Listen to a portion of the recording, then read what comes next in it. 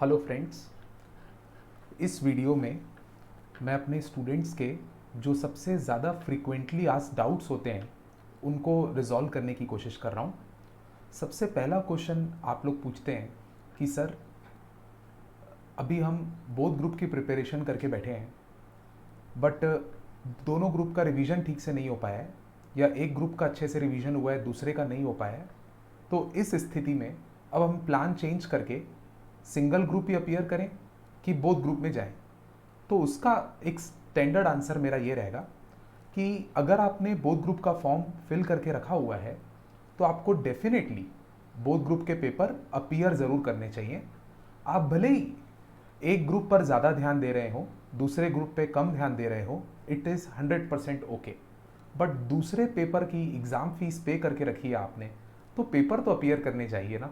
Paper appear करने से आपको रियलाइज़ होगा कि एग्ज़ाम में क्वेश्चंस कैसे आते हैं, आपको एक अपीयर करने का चांस मिलेगा, तो एक्सपीरियंस आता है, बोलने का मतलब है नेक्स्ट एग्ज़ाम में भी मदद करेगा।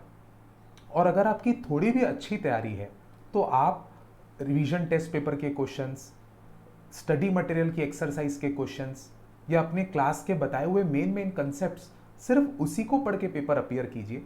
क्या पता पेपर में जो एग्ज़ाम में पेपर आए वो उन क्वेश्चंस से आया हो जो आपने पढ़ के गए हैं, कुछ तो चांस बनेंगे। या कुछ नहीं तो चार में से एक पेपर में एग्जाम्शन आ जाए, किसी में कोई इजी पेपर आया हो। बहुत बार ऐसे होता है माय डियर फ्रेंड्स कि हमको लगता है कि हमें कोई टॉपिक नहीं आता या हमें कोई सब्जेक्ट में वीकनेस है, बट पेपर में जो क्वेश्चंस आते हैं वो आपके जाने हुए कंसेप्ट्स में से आते हैं। So don't kill that chance by not appearing in the paper, would be the advice. 100% hard लगता है हमको। हमको क्या लगता है कि अगर हम पेपर अभी सोचेंगे ग्रुप 2 देने के लिए तो पढ़ना पड़ जाएगा, और पढ़ना पड़ा तो ग्रुप 1 भी हाथ से चला जाएगा। ऐसा होता नहीं है। आप स्ट्रिक्टली ग्रुप 1 पढ़िए, मैं बिल्कुल नहीं बोल रहा, बट शाम में 1-2 घंटा कोई इंपॉर्टेंट चीज़ ग्रुप 2 की जरूर पढ़ते रहिए, पेपर अपीयर करने के पॉइंट ऑफ व्यू से। मेंटली उसका बर्डन भले ही मत लीजिए। ये मैं एकदम उन स्टूडेंट्स को बोल रहा हूँ जो बॉर्डर लाइन पे खड़े होकर सोच रहे हैं। जिन्होंने मन बना रखा है बोथ ग्रुप का, प्लीज़ वो मेरी इस एडवाइस पे मत मानिए, आप दोनों के ग्रुप की बराबर तैयारी कीजिए। बट एक किस्सा शेयर करना चाहूँगा यहाँ पर। जब मैं सीए इंटर का पेपर अपीयर कर रहा था 2010-11 में, मेरा रैंक आया था जी उसमें। मेरे को एक प्रॉब्लम ये गई थी पेपर देने के समय कि मैंने प्रिपरेशन तो दोनों ग्रुप की बहुत अच्छी की थी, 100% प्रिपरेशन रखी हुई थी। मई 2011 में मई का अटेम्प्ट था मेरा 2010 का। उस समय मेरे को ये प्रॉब्लम गई थी कि जब मेरे एक ग्रुप के पेपर कंप्लीट हो गए थे ना, तो मैं बहुत बुरी तरह से एग्जॉस्ट हो गया था। क्योंकि जब एग्ज़ाम चलते रहते हैं तो हमको 12-12, 15-15 घंटे लगातार पढ़ना पड़ता है, और उसके बाद पेपर दे के आने के बाद बहुत थकान हो जाती है। तो ये 3-4 पेपर ग्रुप 1 के देने के बाद बुरी तरह एग्जॉस्ट हो गया था मैं। तब मैंने फैसला किया था कि मैं ग्रुप 2 के पेपर ही नहीं दूंगा, क्योंकि मैं थक गया था। आता मुझे सब था, पर पेपर देने की क्षमता नहीं थी, गर्मी भी बहुत थी। तो मैंने बीच में जब एक दिन की छुट्टी मिली थी ग्रुप 2 के पेपर्स के लिए, तो उस दिन मैंने कुछ पढ़ाई नहीं की, क्योंकि मैं मेंटली ये अपने आप को समझा दिया था कि I am not going to appear group 2 papers. But my my father, my elder brother, my friend, they told me कि पेपर अपीयर करने में क्या दिक्कत है। तो ऐसे ही मैं चांस के लिए पेपर अपीयर करने गया था, फाइनेंशियल मैनेजमेंट का ग्रुप 2 में उस समय होता था। भाइयों, इतना इजी पेपर आया था ना कि मैंने पूरा पेपर 2.5-3 घंटे में बना लिया था। मतलब इतना जरूर बन गया था कि 70-80 मार्क्स का बन जाए हमसे। अच्छा पेपर आ गया था। फिर एक बार जब वो पहला पेपर अच्छा गया था ना ग्रुप 2 का, तो काफ़ी एनर्जी आ गई थी। और फिर उसके बाद ऑडिट का पेपर और जो ग्रुप 2 के ITSM का पेपर है वो भी दे, मतलब पढ़ पढ़ के देना पड़ा। भाइयों, मैं तो छोड़ने ही वाला था, बट पेपर अपीयर करने से ही तो चांस बनेंगे ना। और आप पेपर देखेंगे 50 मार्क्स, 60 मार्क्स, 70 मार्क्स का पेपर हमेशा बनने योग्य होता है। तो आप इतना प्रेशर मत लीजिए। और दूसरे ग्रुप का पेपर मैं आपको एडवाइस दूंगा, फाइनली एक बार अपीयर करने जरूर चले जाना। भले ही क्या होगा, वर्स्ट केस में आप फेल होंगे ना, आप नहीं देखे तो वैसे भी फेल हो रहे हैं, अपीयर करने जरूर जाना। ये मेरे पहले क्वेश्चन की आंसर। दूसरा क्वेश्चन स्टूडेंट पूछते हैं, sir how many hours should I study. तो उसका मैंने पॉइंट वाइज एक आंसर बनाया है। देखिए, आपको सुबह जो टाइम पे शुरू करना है कीजिए, कोई फोर्स नहीं करूँगा मैं। क्लास में मैंने हालांकि आप लोग को 3:30-4 AM के लिए भी कुछ लोगों को मोटिवेट किया था। आप 5 बजे उठे, 6 बजे उठे, 7 बजे उठे, 7:30 बजे उठे, आपकी मर्जी। बट इम्पॉर्टेंट थिंग क्या है, जब आप पढ़ने बैठेंगे ना तो थोड़े फिर ज़्यादा घंटे जरूर बैठिए। कम से कम 4-5 घंटे की एक फ्लो के साथ पढ़ाई होनी चाहिए फर्स्ट हाफ की, क्योंकि वही सबसे इंपॉर्टेंट टाइम होता है जो उठ के अपन पढ़ते हैं। उसी समय अपन हार्ड चीज़ें पढ़ते हैं, थ्योरी टॉपिक्स पढ़ते हैं, जो अपने से याद नहीं होता वो पढ़ते हैं। तो ये जो है ना सुबह का शुरुआत, वो अगर एकदम बढ़िया लग गया ना हमारा, तो पूरा दिन अच्छा जाएगा, इसकी चांस है। और उल्टा भी हो सकता है, सुबह खराब हो गई तो फिर पूरा दिन हम लोग को एक गिल्ट रहता है, इसलिए हम पूरा टाइम एंजॉय नहीं कर पाते पढ़ाई को। तो ये पहला पॉइंट। दूसरी बात मैं बोलना चाहूँगा कि पढ़ाई करने के बाद समय आप 2-2.5 घंटे के बाद ब्रेक्स जरूर ले सकते हैं। अपने आप को गलत मत लीजिएगा ब्रेक लेने के समय। एग्जाम अभी 1 महीना दूर है तो क्या हुआ, तो भी ब्रेक लेना चाहिए। 15 मिनट्स, हाफ एन आवर का ब्रेक लेना कोई गलत नहीं है। अपन अपना कुछ खा लिए, कुछ मोबाइल चेक कर लिए, कुछ पेपर पढ़ लिए, कुछ भी किसी से बातचीत कर लिए, कोई फ्रेंड को फ़ोन लगा लिए, 15-20 मिनट्स ब्रेक लेना कोई बुरी बात नहीं है। उसके बाद पढ़ते पढ़ते दोपहर को 12-1 बजे आप लंच लेते हैं, 2 बजे लंच लेते हैं, उसके बाद सुस्ती आती है थोड़ी, तो आधा घंटा उस समय सो भी जाओगे ना तो वो आपके लिए पावर बूस्टर का काम करेगा। उस समय सोते समय मत शर्माना। देखो, पढ़ाई करने के समय दिन भर हम बेड पे रहेंगे, पढ़ाई करेंगे। कई लोग अपने फर्नीचर पे भी पढ़ते हैं, आई एग्री, बट बैठे बैठे ना थोड़ा टीडियस काम है, नींद जरूर आती है। और नींद करना मेरे पर्सनल ओपिनियन में गलत चीज़ नहीं है, अगर वो नींद रिस्ट्रिक्टेड है 15 minutes, 20 minutes, maximum half an hour के लिए। क्योंकि एक बार नींद करते हैं ना तो उसके बाद माइंड को बहुत बहुत फ्रेश एनर्जी मिलती है, और फ्रेश एनर्जी से फिर दोबारा कोई चीज़ पढ़ो तो 2 घंटे का काम 1 घंटे में भी होता है। तो सोना is not bad thing, but ज़्यादा लंबा ना सोए, नहीं तो फिर आपको लेजीनेस आ जाएगा। वो चीज़ की तरफ मैं नहीं जा रहा। फिर 4th पॉइंट मैंने लिखा हूँ, शाम तक पढ़ते पढ़ते थकान हो जाती है। जो बंदा सुबह से पढ़ रहा है ना 6-7-8 बजे से, भले ही ब्रेक लेके भी पढ़ रहा होगा ना, तो भी शाम को 6-7 बजे के बाद कोई शरीर में ताकत नहीं बचती और पढ़ने की। कोचिंग क्लास की बात अलग थी। कोचिंग में हम लोग 12-13 घंटे आराम से बैठते थे, मज़े से बैठते थे। रात को भी 8:30 बजे फुल एनर्जी के साथ घर जाते थे कई लोग तो। बट खुद से पढ़ने बैठो ना तो 8-10 घंटे के बाद माइंड एकदम थक जाता है, क्योंकि पूरी एनर्जी आपको अपने अंदर से ही निकालनी पड़ती है, राइट। तो दिस इज़ वेरी नॉर्मल कि शाम को थकान हो जाएगी। उस समय आप 1-2 घंटे के लिए बिल्कुल ब्रेक ले लीजिए, no problem at all, don't feel guilty. जब पढ़ने का बिल्कुल मन नहीं हो रहा है, एक्सट्रीम हालत हो गई है, मत पढ़िए। और उस समय अगर आप 1-2 घंटे ना पढ़ें तो उस समय अपना डिनर वगैरह ले लें, अपनी फैमिली के साथ टाइम स्पेंड करें। बट जैसे ही आपको फिर साइकोलॉजिकली रिफ्रेश लगेगा, वो एग्जॉस्टिवनेस ख़त्म हो जाएगी, तो फिर रात का भी टाइम यूटिलाइज करने के लिए आप जो दिन भर में पढ़ें उससे रिवाइज कीजिए, या पूरे कोर्स में जो आपको इजी चीज़ें लगती है, जो आप सुबह नहीं पढ़े थे, उसको पढ़िए। कोई भी चीज़ इजी, किसी भी सब्जेक्ट का कोई भी चैप्टर, कोई भी प्रैक्टिकल टॉपिक, कुछ भी जो आपके माइंड को ज़्यादा एग्जॉस्ट नहीं करेगा, आपको पता है, तो उसको आप कंप्लीट करके अपना दिन खत्म कीजिए। इस प्रकार आपको पॉइंट नंबर 2 में मैंने समझाया कि आपको अपने दिन को कैसे स्पेंड करना चाहिए अभी लास्ट मंथ में। 3rd point is very important doubt. कई लोग ये डाउट पूछते हैं, इसी के लिए वीडियो बनाया है मैंने। Sir, I feel that I have forgotten everything. कभी कोई टेस्ट आ जाए, कभी कोई दोस्त फ़ोन करके कुछ पूछ ले और आपको लगे कि आप ब्लैंक हो उस टॉपिक में, तो आपको सीधा ऐसा लगता है कि पूरा चैप्टर गायब है, पूरा टॉपिक गायब है, पूरा पेपर गायब है। 2 मिनट माइंड को लगता है नेगेटिविटी अट्रैक्ट करने में अपने आप के बारे में। एक सवाल आपसे मैं पूछ लूँ, आप नहीं बता पाओ, तो आपका कॉन्फिडेंस एकदम डाउन हो जाता है। ये कई लोगों की प्रॉब्लम है। इसमें मैंने ये फर्स्ट पॉइंट में समझाया है कि जो लीगल सब्जेक्ट्स होते हैं या थ्योरी सब्जेक्ट्स होते हैं, ऑडिट हो, लॉ हो, ITSM हो, एक बात भाइयों अपने आप को आप समझा दीजिए कि आप सब कुछ हर समय याद नहीं रख सकते। आपको कुछ टॉपिक हमेशा याद रहते हैं और कुछ टॉपिक आप पढ़ पढ़ के भूलते रहते हो। You cannot be good at all topics at all points of time. Be very mentally prepared about this. Even genius can't be. हर समय सब कुछ याद नहीं हो सकता। आपको केवल एक ही दिन है जिस दिन आपको सबसे ज़्यादा टॉपिक याद रहेंगे, वो है आपका एग्जाम का दिन। उस दिन आपको वो भी पूरे टॉपिक याद नहीं रहेंगे, सबसे ज़्यादा टॉपिक याद रहेंगे। वो भी इसलिए क्योंकि आप अपने एग्जाम को अपीयर करने से पहले 2-3 दिन तक उसी टॉपिक को, उसी सब्जेक्ट को पढ़ के आए हैं। उसी समय आपके पास ज़्यादा टॉपिक्स मेमोरी में रहते हैं। बाकी जब भी आप पढ़ोगे, 1 दिन, 2 दिन, 4 दिन और भी दूसरी चीज़ें पढ़ने के कारण कुछ टॉपिक्स माइंड से फेड होना नॉर्मल सी बात है। उसका टेंशन मत लिया कीजिए, ठीक है। तो आपको बस ये पता होना चाहिए कि कौन से टॉपिक्स ऐसे हैं जो आप बार बार भूल रहे हैं। आपको तो सिर्फ एग्जाम के दिन अपने आप को प्रूव करना है ना। तो जो टॉपिक आप भूल रहे हैं उसकी मार्किंग जरूर करके रखें, उसको फ्रीक्वेंटली रिवाइज करें, और जो टॉपिक आपको अच्छे से आते हैं या तो उसको रिवाइज मत करो, रिस्क लो थोड़ा, रिवाइज मत करो, या करते भी हो ना तो रात को 11 बजे सोने के समय रिवाइज किया करो, रिलैक्स होने के लिए। ओके। और ये भ्रम हटा लीजिए कि आपको नहीं आता। आप जिंदगी में एक बार भी क्लास में पढ़े होगे ना कोई चीज़, कोई भी टीचर ने कुछ बोला होगा, एक बार भी दिमाग में गया होगा ना, वो आपको हमेशा याद रहेगा, कभी भी घूमते फिरते याद आ जाएगा। बस एग्जाम में डर लगता है आपको, बट आपके माइंड में है, आपके सबकॉन्शियस माइंड में सब कुछ मौजूद है। ओके। और प्रैक्टिकल टॉपिक्स में मैंने ये समझाने की कोशिश की कि सबसे आपको प्रैक्टिकल टॉपिक्स में करेक्ट कंसेप्ट, करेक्ट कैलकुलेशन और करेक्ट प्रेजेंटेशन पता होना चाहिए मेंटली, कि कोई भी चीज़ को करने का क्या स्टेप्स होता है।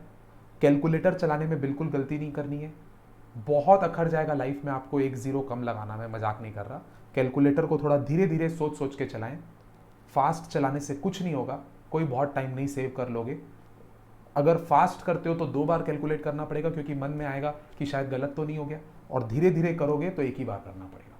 हर फिगर को खुद कैलकुलेट करके एक बार, एक और आदत डालने की कोशिश कीजिए, जब कैलकुलेटर चलाते हो ना तो उसका टेंटेटिव आंसर ना आपको भी माइंड में पता होता है। जैसे आप 50,000 इंटू 5 कर रहे हो तो आपको तो पता है ना कि आंसर 25 समथिंग आएगा, 35 समथिंग नहीं आएगा।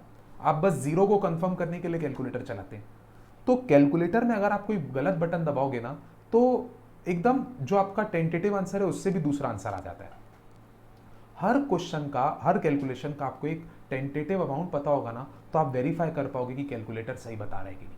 आपको ये पता रहना चाहिए कि कैलकुलेटर में अगर गलत आंसर छप गया तो आपको एक अंदाजा लग जाएगा कि गलत छपा है, नहीं तो आप एग्जाम के रिजल्ट तक ये सोचोगे कि आप सही बना के आए हो, जबकि आपको फिर अपनी गलती पता नहीं चल पाएगी। सो कैलकुलेटर को थोड़ा ठीक से हैंडल कीजिए, और प्रेजेंटेशन आपने स्टडी मटेरियल का फॉलो करना है, जो टीचर ने सिखाया है स्टडी मेट के अनुसार उसी को फॉलो करना है। उसके बाद अब एक प्रश्न उठता है कि सर प्रैक्टिस कितने क्वेश्चन करें और कितने नहीं करें। तो वेरी इजी आंसर, जो क्वेश्चन सारे कंसेप्ट्स को रिप्रेजेंट करते हैं, जिसको हमने क्लास में आपको आईएमपी मार्क कराया है, उसको आपको अपने हाथ से प्रैक्टिस करना है। और जो बाकी क्वेश्चंस रह जाते हैं जो सिमिलर वैरायटी के होंगे, उसमें आप सिर्फ कैलकुलेशंस को वेरीफाई कीजिए। एक पेंसिल लेके बैठ जाइए, अपनी कॉपी को लेके बैठ जाइए, सारे स्टेप्स आप खुद अब परफॉर्म कीजिए, उसका टेंटेटिव आंसर खुद निकालिए और अपनी कॉपी से वेरीफाई कर लीजिए कि आपने सही कैलकुलेशन किया कि नहीं। तो जो कम इंपॉर्टेंट क्वेश्चन है उसको प्रैक्टिस नहीं करना है पूरा, और जो इंपॉर्टेंट क्वेश्चन है उसको लिख के हाथ से बना के जाना है। हाथ से बनाए बगैर पेपर तक कॉन्फिडेंस नहीं आएगा। अब एक सेकेंड लास्ट क्वेश्चन मेरा, how do I overcome exam fear. कई लोगों को लगता है कि सर एग्ज़ाम आती है ना मेरी तबीयत खराब होना चालू हो जाती है, एग्ज़ाम आती है ना खाना कम शुरू कर देता हूँ, एग्ज़ाम आती है ना रोना आना चालू हो जाता है। This is a very normal feature. मैं इसमें अब मेरा सजेशन ये पॉइंट नंबर 1 के हिसाब से कि ये फियर नहीं है, ये एक्चुअली एंग्जाइटी है, या इसको एक्साइटमेंट भी बोल सकते हैं, but anxiety is a more appropriate word because anxiety represents negativeness also. और सेकेंड पॉइंट में ये बोलूँगा ब्राइट स्टूडेंट्स सब के लिए, एक्चुअली वो नर्वसनेस है, फियर नहीं है। Fear is very negative word. और मैं ये भी लाइन लिखा हूँ, इट इज़ एब्सोल्युटली नॉर्मल। जब भी कोई बड़ी चीज़ होने वाली होती है हमारे माइंड को एक बार के लिए नर्वसनेस होती ही है। एक क्रिकेट मैच देखते हैं हम लोग, 2 टीम्स की बहुत क्लोज क्रिकेट मैच हो जाती है तो हम नर्वस हो जाते हैं कि क्या होगा। ये माइंड का एक, समझ लीजिए, नॉर्मल फीचर है, और इसको आप प्लीज़ अपने ऊपर हावी मत होने दीजिए। आपने इतना साल भर मेहनत की है, इतने अच्छे टेस्ट दिए हैं, इतने अच्छी अच्छी मेमोरीज होंगी आपकी, कभी किसी ने आपको अप्रिशिएट किया होगा, आपके फ्रेंड्स ने, कभी आपके टीचर ने आपको अप्रिशिएट किया होगा, तो कुछ तो बात होगी ना, आपने तभी तो किए है ना। और पेपर सबका है, डर सबको लग रहा है, पर जो स्टूडेंट डर को अपने ऊपर हावी होने दे देगा ना वो परेशानी में आएगा। डर सबको लगता है, बस आपको इतना ध्यान रखना है कि मेरे को डर लग रहा है, इट्स 100% नॉर्मल, पर मेरे को अपनी प्रोडक्टिविटी या एफिशिएंसी पर इसका इम्पैक्ट नहीं आने देना है। तो भाइयों, जिनको भी डर और एक्साइटमेंट, बहुत रात रात को नींद नहीं आ रही है, प्लीज़ मेरी भावनाओं को समझिए, और डरना इज़ नॉर्मल ये मानिए, बट जैसे ही डर लगे तो वापस अपने काम पे फोकस कीजिए और सोचिए कि मेरे को क्या क्या पढ़ना है। जितना ज़्यादा पढ़ेंगे, अपना काम पूरा करेंगे, तो अपना डर कम होते लगेगा। और अगर अपन पढ़ेंगे नहीं, 5-5 घंटा नहीं पढ़ेंगे, एक दिन वेस्ट कर देंगे, तो फिर डर और लगना चालू हो जाएगा. So the medicine to the fear is working only. Work alone can remove your fear, nothing else, no motivation. C point में मैंने लिखा है you have to avoid the negative thoughts and focus on work. एक line मेरे को याद आई, examiner आपको जब भी ज़्यादा डर लगे ना, ये सोचना कि एग्जामिनर को ये तो 100% नहीं पता है कि आपको कौन कौन से क्वेश्चन नहीं आते हैं. आप कौन सा कोई चैप्टर छोड़ के जाने वाले हो, चैप्टर तो आप सब कवर करके जाने वाले हो, उसका कोई हार्ड क्वेश्चन होगा, कोई ट्रिकी क्वेश्चन होगा, वही छोड़ोगे या वही आपसे नहीं बन रहा होगा. लॉ का कोई एक स्पेसिफिक प्रोविजन आपको याद नहीं आ रहा, पता होगा, थोड़ी ना अपन कोई चैप्टर छोड़ के जाने वालों में से. तो एग्जामिनर को थोड़ी ना पता है कि आपको कौन सा नहीं आता, और एग्जामिनर कभी भी वही क्वेश्चन पेपर थोड़ी ना बनाने वाला है कि बस भाई ये जो हमारे स्टूडेंट है जिनका नाम है आकाश या शुभम, या लड़कियों में नाम है रिया, प्रिया, सुप्रिया, जो उसको नहीं आता बस वही क्वेश्चन पूछना है. ऐसा नहीं होता. वो लोग ऐसा क्वेश्चन पेपर बनाते हैं जो पूरे इंडिया के लेवल के स्टूडेंट से बन सके, राइट. उसमें काफ़ी ऐसे क्वेश्चंस होंगे जो आपको बहुत इजी लगते होंगे. एवरेज लेवल का पेपर बनता है, अक्सर एवरेज लेवल का पेपर बनता है. सर डी पॉइंट में मैं बोल रहा हूँ कि क्वेश्चन में इजी और हार्ड क्वेश्चंस दोनों होते हैं. जब भी आपको एकदम परेशानी लगे कि whether I will be able to make it और नॉट, सो ज़्यादा चिंता करने से नहीं होना है कुछ. आपको 50-60 मार्क्स के या 70 मार्क्स के पेपर एवरेज क्वेश्चंस ही मिलेंगे जो आपने बना के गए होंगे. और कितना टेंशन ले लोगे आखिरी के 5-10 नंबर का या 20 नंबर का, कितनी भी मेहनत कर लेना. हमारे सर हमको बोलते थे कि 10 नंबर का या 15 नंबर का पेपर ज़रूर ऐसा आता ही है मोस्ट ऑफ द टाइम्स जो आपने कभी नहीं पहले देखा हो. उसको देख के टेंशन में मत आना, घर से ही सोच के जाना कि 10-15 नंबर का नहीं बनेगा. हमको एग्जेम्पशन लाने के लिए 60 चाहिए, पास होने के लिए 40 चाहिए, एवरेज भी ले लेंगे तो 50 चाहिए. उसका जुगाड़ रहता है. अगर आप ओवर रिएक्ट करोगे बाकी 10-15 नंबर के लिए तो फिर परेशानी की बात है. ई पॉइंट में मैं बोलना चाहता हूँ, कभी भी साइकोलॉजिकल एक पॉइंट है. अपने आप को बहुत सारी हाई एक्सपेक्टेशन से ओवर बर्डन मत कर दिया कीजिए. इट इज़ वेरी गुड कि आप ऑल इंडिया रैंक के लिए पढ़ाई कर रहे हैं, बोथ ग्रुप को अच्छे नंबरों से क्लियर करने की कोशिश कर रहे हैं. It is 100% good, advisable also. But कभी भी बड़े टारगेट्स को पूरा करने के लिए छोटे छोटे टारगेट्स बनाने पड़ते हैं.